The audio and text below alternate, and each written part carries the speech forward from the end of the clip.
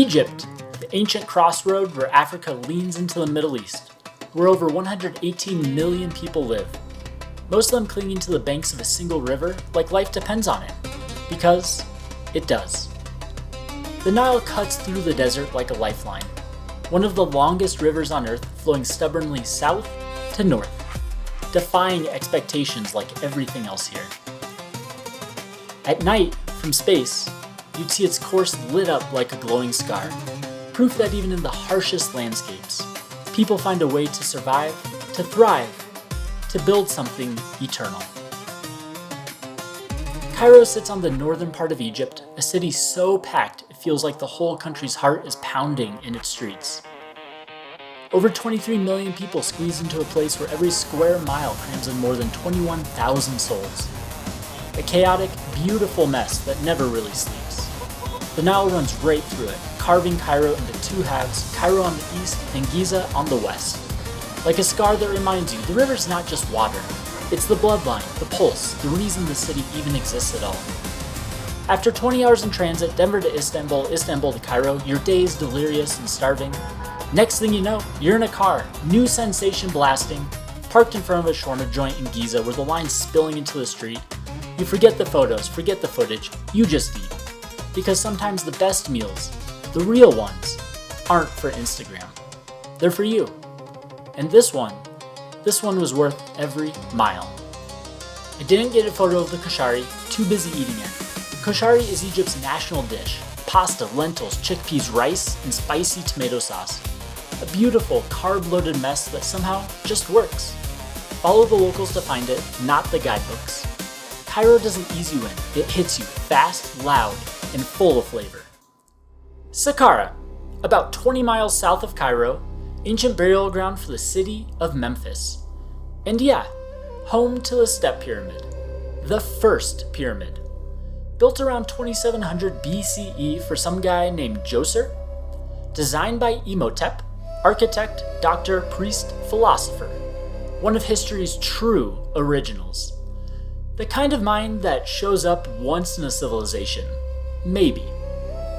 He was designing columns centuries before the Greeks even thought about marble.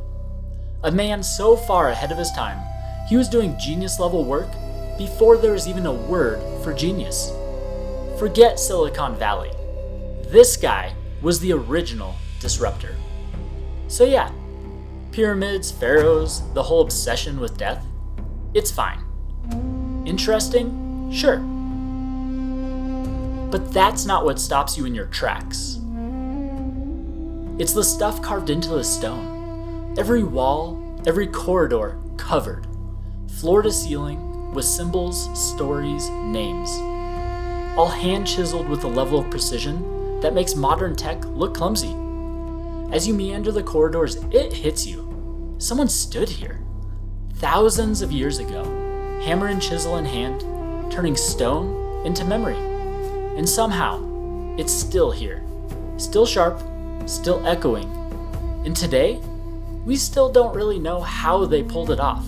No blueprints, no how-to manuals, no YouTube. Just pure unfiltered genius and a level of craftsmanship we can't seem to recreate. Ask an Egyptologist and you'll get theories that don't quite hold up. Fragments, shrugs. At some point, you have to admit it. We have no idea how any of this was done. Maybe the truth's buried deeper, or maybe it's been hiding in plain sight all along, just waiting for someone to stop explaining and start wondering again. Back in Cairo, you've got more museums than grains of sand, in which you can see anything your heart desires. Dead people, papyri, sarcophagi, more sarcophagi, statues, mummified organs, pottery, gold sarcophagi, more gold, farming tools, and of course, mummies. Ancient pharaohs meticulously preserved, wrapped, and sealed away for eternity so they'd spend the afterlife in serene privacy, undisturbed by prying eyes. Which naturally explains why they're now in glass cases stared at daily by thousands of tourists. You think they're enjoying this? I'd be pissed. But hey, at least the museum floor looks like it was designed after a few too many psychedelics. Maybe that helps ease the eternal indignity. Or maybe not. Cairo's got an endless list of things to see, but the Hanging Church stands apart. Built over an underground cavern where Jesus, Mary, and Joseph stayed for a few months while they're on the run from King Herod. You stand there and feel it, layers of history, faith, and quiet wonder, all meeting right beneath your feet. When Cairo's chaos wears you down, hop on a bus, head 2 hours north, and you'll wind up in Alexandria. Yes, the Alexandria. It sits next to the Mediterranean Sea, is more laid back, has better coffee, seafood, and its own sights to see. First up is the Roman Amphitheatre. It was built in 2nd century AD, is the only Roman amphitheatre to have ever been discovered in Egypt so far. This wasn't for gladiators, instead for ideas, music, poetry. Voices raised instead of swords. It's smaller than you'd expect, intimate. Just stand in the center, speak, and your voice carries to all seats, just as it was designed. All around are ruins, a bath complex, villas still clinging to the last bits of their beauty. Mosaics cracked, but not broken. Colors still peeking through the dust. A reminder that elegance doesn't need to shout. It just needs to endure. As you meander through the streets of Alexandria, grab a glass of fresh squeezed sugarcane juice, cool, sweet, and earthy, so you can properly enjoy the art, scenery, and who knows, maybe a random cart piled high with extremely breakable and very decorative glass that is just hanging out right in the middle of the street as cars whiz on by.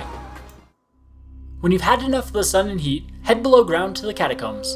Built around 2nd century AD, forgotten for centuries, and brought back to light in 1900 thanks to a donkey who fell through the earth like some accidental explorer. Down here, it's cool, damp, still. The walls echo with something ancient. The architecture, part Egyptian, part Greek, and part Roman, feels like a cultural fever dream carved into stone. And you wonder, why do the dead always get the best hideouts? Why do tombs feel more thoughtful than most living rooms? I'd love to eat lunch down here. Maybe not in this part though. This area is where the Egyptian Blair Witch Project movie starts. Back above ground, recharge with a glass of fresh squeezed guava or mango juice. Sweet, sharp, and exactly what you need. Then head to another kind of refuge, the library. Not just a library, the library. One of a handful of ancient libraries that stood amongst the oldest, grandest, and most ambitious attempts to collect the world's knowledge under one roof. Until Julius Caesar might have accidentally torched it to the ground, thousands of scrolls up in smoke. Who knows what was lost? Maybe the exact blueprint for the pyramids. Thanks, Caesar. Really. The new Library of Alexandria doesn't date back to 300 BC. It opened in 2002, but it's still something to behold. 11 stories tall, a sloping circular design that looks like it's slipping into the sea. Inside, it's wide open, airy, natural light pouring in through carved windows, rows of books, a shocking number of books, places to read, to breathe, to think, and best of all, air conditioning. Sweet, glorious air conditioning. You walk out of the library full of facts and questions, but what sticks with you most isn't a scroll or a blueprint. It's the sound of Arabic echoing off the street like poetry with grit. Arabic is a very beautiful and poetic language. It's just a different way of moving through the world. For instance, there's no way to simply say hello. You say salam alaikum, which means peace be with you. Imagine that, starting every encounter by wishing them peace. That changes the tone of everything. English punches, Arabic flows. One is built for business, the other for poetry. Take maktub, which means it is written. There's no English equivalent, but it's just a way of explaining the twists and turns of life. And if you find yourself here, you'll want the essentials. Shukran means thank you, and yalla bino means let's go. Trust me, you'll hear that one a lot. When the cities start to feel too tight, too loud, head for the desert. The real desert. The kind of place where you can hear yourself think, if you want to. 9 hours west of Alexandria, 50 miles from the Libyan border, sits Siwa. On the way out, you'll swear you've stumbled into a Hunter S. Thompson fever dream. Your driver, wrapped in desert garb, has Berber music rattling the van's frame, a cigarette balanced between his fingers, and one foot buried in the accelerator. You're flying down unopened roads through a flat, cracked Martian landscape, the horizon wobbling in the heat. Wild camels wander in the distance, unbothered. Then, like someone flipped a switch, the desert opens into green. 200,000 palm trees, 70,000 olive trees, fruit trees, ponds scattered like glass dropped on the sand. This is Siwa, an oasis town in its truest sense. And no, it's not the cartoon puddle with a lone palm tree. It's a living forest, fed by a hidden underground water table, a secret welling up in the middle of the Egyptian desert. And that's just the beginning of its magic. On the edge of town, the desert changes again, this time into salt flats. Here, mineral-rich water pushes up from the underground table, pooling into deep turquoise-blue basins. The heat, the salts, and the desert air combine to make something fairly rare. Water so buoyant, you float without trying. You lie back, the coolness wrapping around you, breeze on your skin, clouds drifting overhead. Close your eyes. You could be anywhere. A cloud, the sky, another planet. It's one of the most surreal places I've ever been.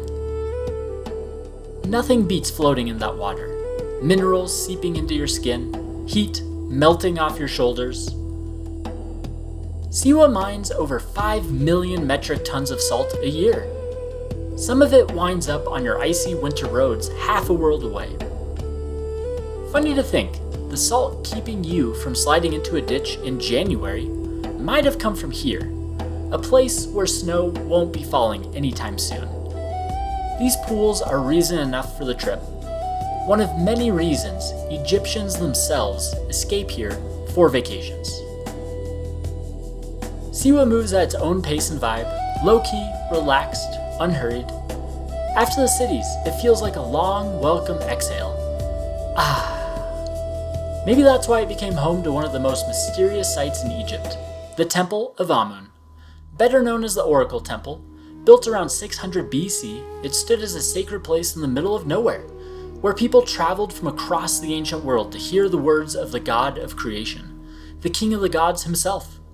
The oracle priest was the middleman, taking questions from mortals, delivering answers from Amun. Even Alexander the Great came here after conquering Egypt, crossing the desert and getting lost along the way, to ask us a question that could change everything.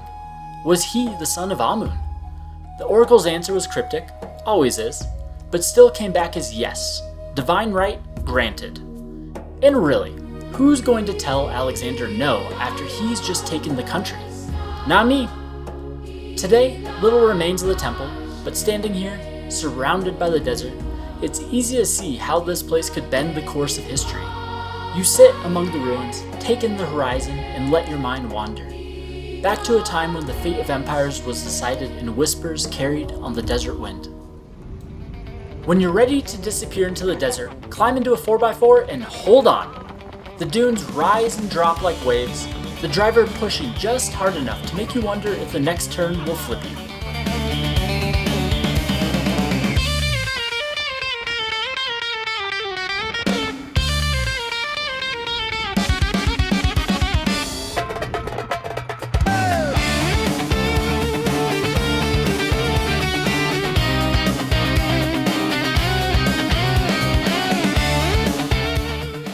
Between runs, you stop. Enjoy the scenery. Tea boiling over open coals in a dented kettle. Sandboard in hand. A hidden oasis inside the oasis. You pick up ancient fossils, proof this was once an ocean. By evening, you're sitting cross-legged on a rug, eating dates, figs, bananas. Fruit so sweet it almost glows. Watching the sun sink into the horizon. The air cools, the sky darkens, and the stars appear one by one, then all at once, streaking across the sky in a show only the desert can give you. In the silence, they seem impossibly close. Give yourself more than a day in Siwa, the more, the better. One evening, head out to Fatnas Island, though it's not really an island. Sit down with a glass of mango juice or mint tea and watch the sun melt into the water. The colors shift and ripple across the sky like they're alive. Out here, with nothing but desert, water, and horizon, it's easy to forget the noise of the world and remember you're alive, standing on a small rock, hurtling through space, lucky enough to see this. In a place this vast and timeless, it's easy to see why faith runs deep here, why religion has shaped Egypt's soul for thousands of years. Islam is the compass here, with Christianity making up about 10% of the population and Judaism next in line. At its core, Islam is built on peace. The very word comes from salam, meaning peace. Like any faith, a small minority will twist it into something else, and unfortunately, that's the part the headlines cling to. But talk to people here, walk their streets, share meals, and you'll find something very different. The call to prayer spills from minarets 5 times a day, threading through the markets, courtyards, and back streets, pulling life into a quiet pause. Islam is the name of the religion, and Muslims are the followers of that religion. Those two names are not the same, but they are inextricably linked together. They believe in the teachings of the Prophet Muhammad, spoken in Arabic and preserved in the Quran, the holy book of Islam, believed to be the word of God as revealed to Muhammad. In Egypt, it's common for children to memorize the Quran in its entirety, every word, every letter, every punctuation mark. Which means that if every printed copy vanished tomorrow, the people would simply bring it back the next day, exactly as it was. Prophets from other faiths are respected too, all seen as messengers from the same God. The faith is built on 5 pillars: declaration of faith, prayer, charity, fasting, and pilgrimage. Zakat, the pillar of charity, isn't just about giving, it's about responsibility, about lifting up those in need without expecting anything back. A community that cares for its least fortunate is a community where everyone rises. At its heart, Islam is deeply peaceful. If you want to meet some of the most generous, warm, and joyfully human people in the world, then put aside the fears you've been handed and spend time in a place where Islam shapes the rhythm of life. In Siwa, you experience how beliefs cling to the silence of the desert. But Egypt doesn't sit still. It pulls you onward. Cut back through Cairo, then catch a flight an hour south to Luxor, where many pharaohs were buried and their names carved into stone. Luxor is split by the Nile into 2 worlds. To the west, where the sun goes to die, lie the tombs, the resting place of pharaohs, queens, kings, and nobles, carved deep into the mountains. To the east, where the sun rises, stand the great temples, where the living worshipped, built, and pondered eternity. Life on one bank, afterlife on the other. You could spend months here, wandering both sides of the river, and still feel like you've only begun to scratch the surface.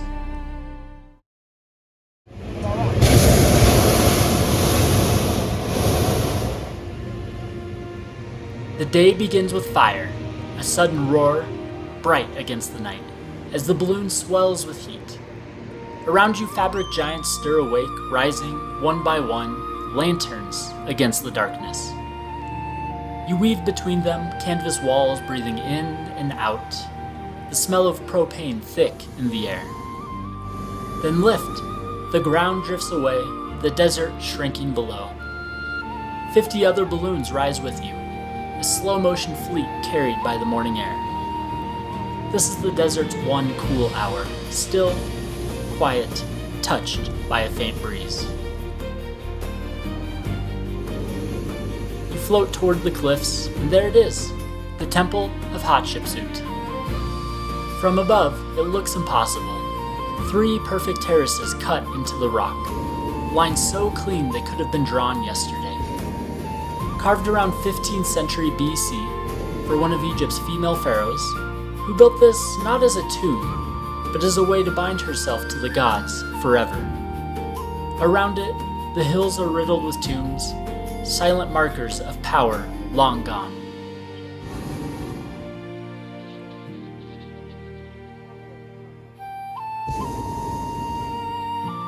Turn east, and the Nile flashes green, slicing the desert in 2. Villages and fields cling to its banks, life pressed close to the water. And then, the moment comes. The sun forces its way over the horizon. The crowd in the basket cheers, voices small against the immensity of it all. Up here, floating above Luxor, you understand. This land, was built for eternity. The Valley of the Kings doesn't look like much at first. A sun-blasted gorge, rock and dust under a pitiless sky. It feels almost hostile, as if the land itself wants to keep its secrets. But then you step inside, and the world changes. The walls explode with color, reds, yellows, blues, hieroglyphs sharp as the day they were carved. Gods with animal heads march across ceilings, symbols of eternity dance in flickering light.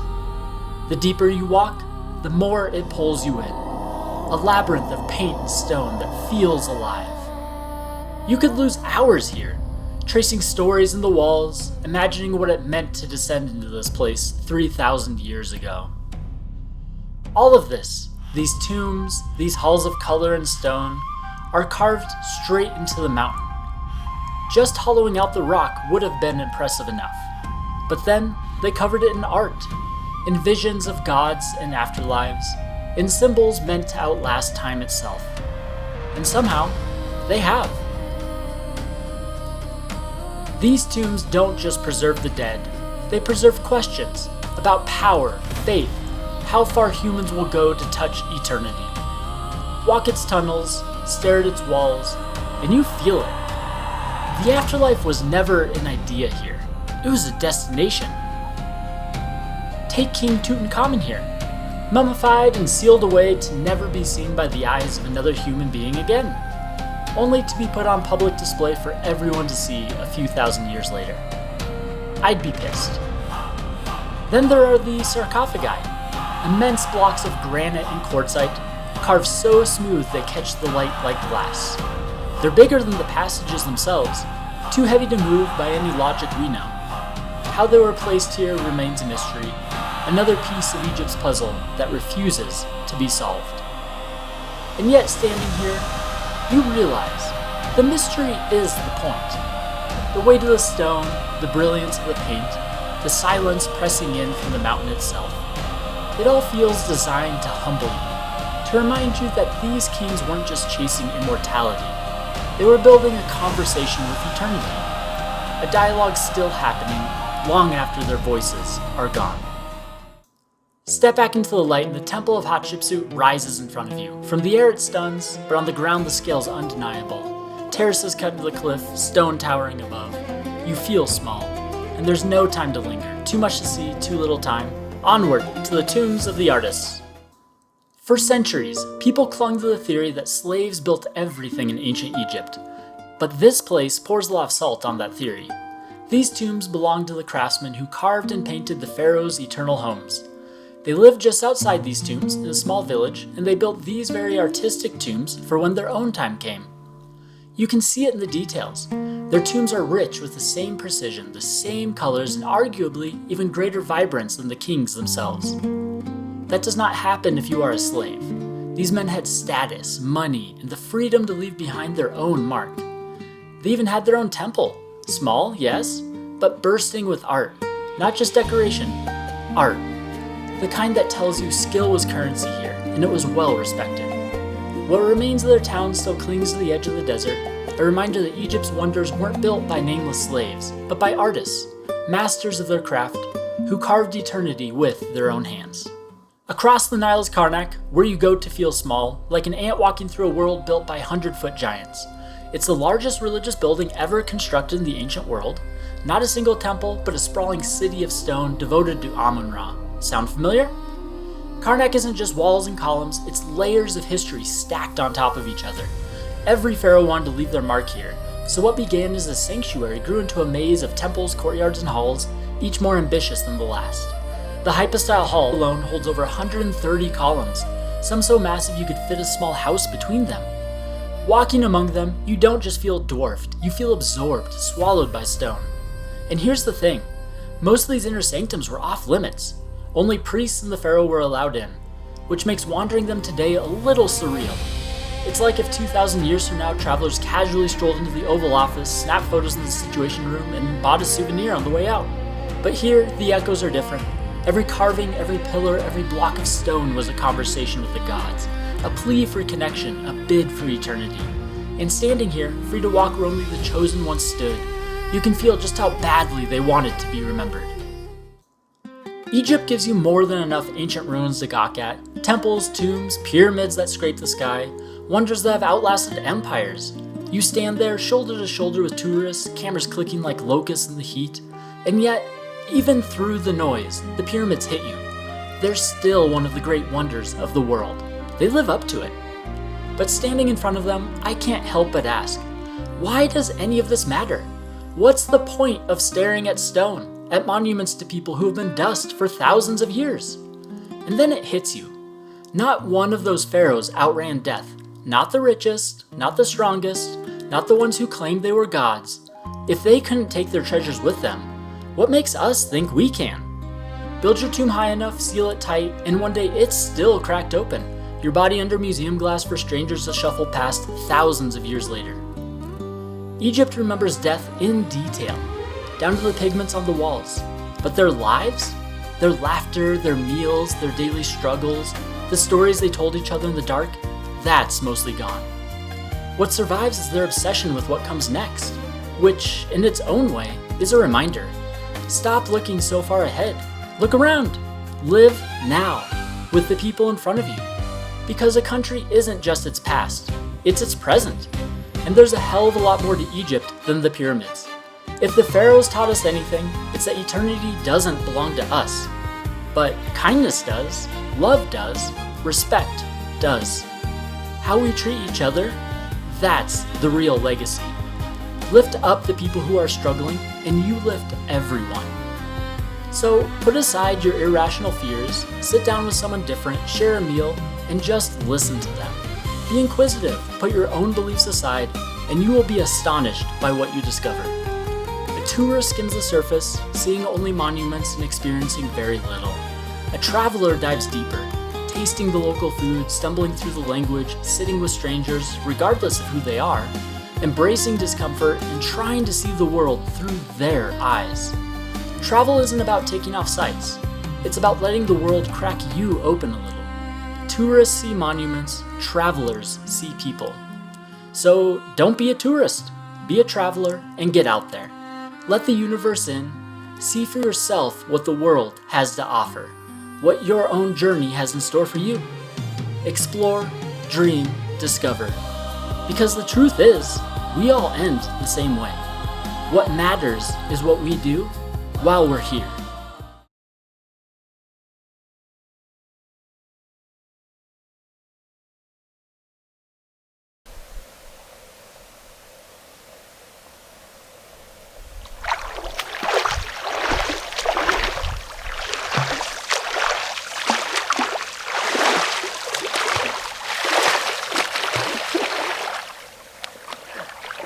Thank you.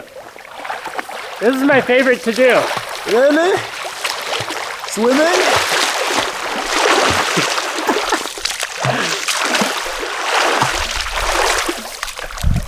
It's so fun to do that.